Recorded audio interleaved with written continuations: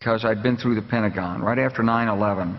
About 10 days after 9/11, I went through the Pentagon and I saw Secretary Rumsfeld and Deputy Secretary Wolfowitz. I went downstairs just to say hello to some of the people on the Joint Staff who had used to work for me. And one of the generals called me and he said, "Sir, you got to come in. You got to come in and talk to me a second." I said, "Well, you're too busy." He said, "No." He says, "We've made the decision. We're going to war with Iraq." This was on or about the 20th of September. I said, "We're going to war with Iraq. Why?" He said, "I don't know." He said, "I guess they don't know what else to do."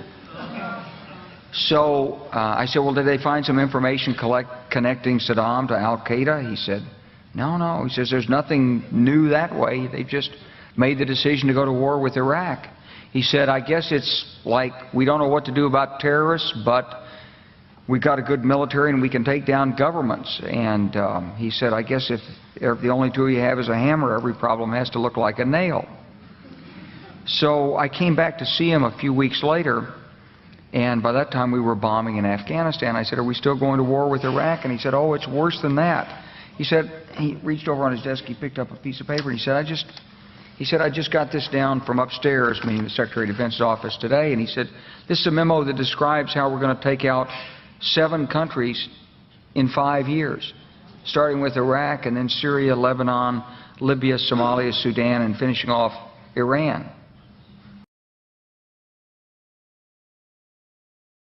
This is a memo that describes how we're going to take out 7 countries in 5 years, starting with Iraq. My fellow citizens, at this hour, American and coalition forces are in the early stages of military operations to disarm Iraq, to free its people, and to defend the world from grave danger.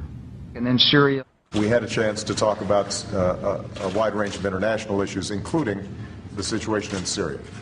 And I have to say that all of us who've been seeing the terrible pictures coming out of Syria and Homs recently recognize it is absolutely imperative for the international community to rally and send a clear message to President Assad that it is time for a transition, it is time for that regime to move on, and it is time to stop the killing of Syrian citizens by their own government. Lebanon. They both had different reasons, the State Department and the White House, for wanting Israel to do it, encouraging them to do it, supporting them. Our Air Force worked very closely with the Israeli Air Force for months before this, not necessarily with a deadline, knowing when it would happen. It was always going to be whenever there was an incident, they would take advantage of an incident. The word I used was fortunate timing.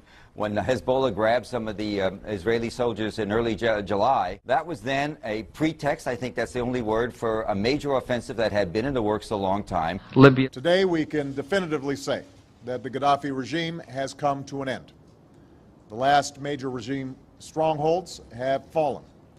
The new government is consolidating the control over the country, and one of the world's longest-serving dictators is no more. Somalia. Well, violence isn't only on the rise in Afghanistan. In fact, it looks like America's shadow wars have now increased by 1. Drone strikes have long been reported in Pakistan and Yemen, but now there's news that a week ago, a U.S. drone aircraft fired on 2 leaders of the Somalian organization Al-Shabaab. Sudan. President Obama is sending 100 combat-equipped troops to Central Africa to advise local forces on getting rid of one of the continent's most vicious operatives, Joseph Kony, the head of the Lord's Resistance Army, a group responsible for atrocities across the region. It's the first open deployment of U.S. ground combat power to Africa since the Black Hawk Down incident in Somalia in the 1990s that killed 18 troops. U.S. troops may wind up now in Uganda, South Sudan, the Central African Republic, and the Democratic Republic of the Congo. It's part of a growing military effort to engage in Africa. Finishing off Iran.